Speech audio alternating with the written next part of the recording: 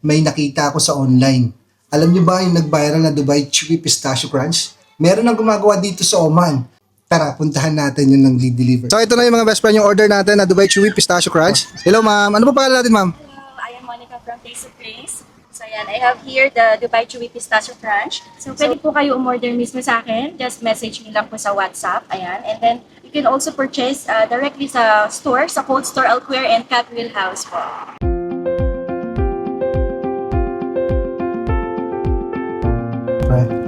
First bite.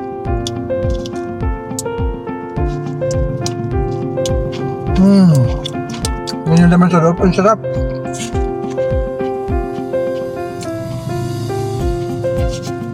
Solid na solid yung laman sa loob. Punong-puno siya ng pistachio. Hindi ko alam kung pang ilang bite niya. Imagine, laki ng subo ko pero ang laki pa rin. Makakaulit. Bibili ulit ako nito. Siyempre, share natin doon sa may birthday mamaya. Ano natin? Movie, crunchy siya sa loob. Tama lang yung kami. Sarap ba? Oh, see? Tikman mo. Nice ba? Bumalik sa pagkabata.